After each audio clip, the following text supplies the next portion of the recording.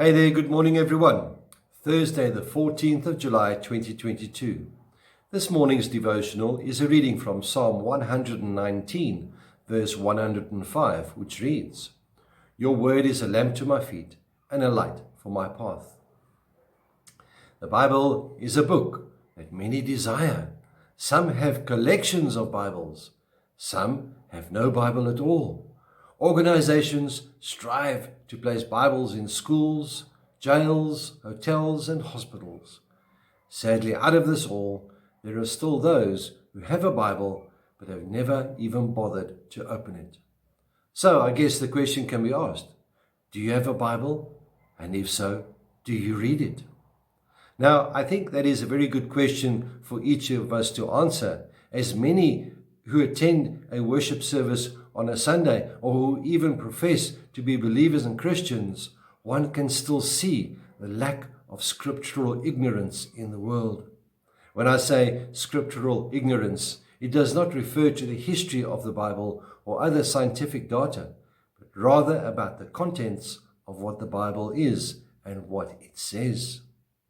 Granted, we may have good plans and say, well, I intend to read it at the end of the day. Or we may even say to ourselves, I'll get up early in the morning and take some time to get into the Word.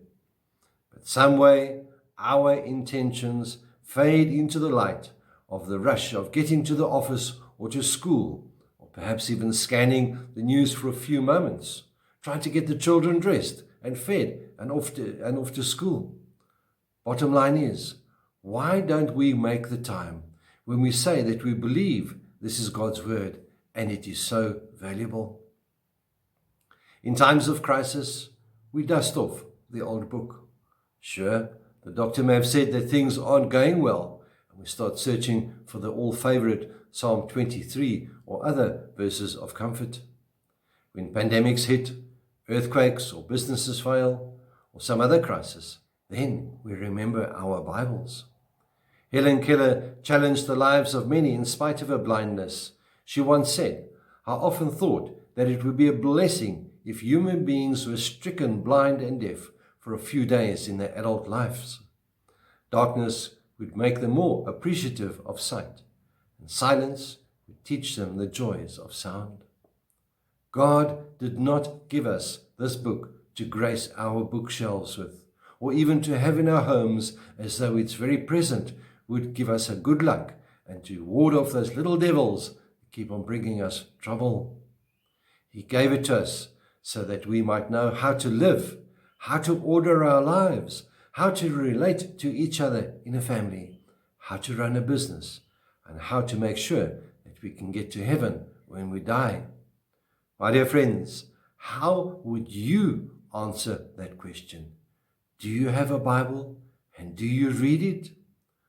Could it be that the real answer is the same problem that plagued the Ephesians a generation after they heard the word?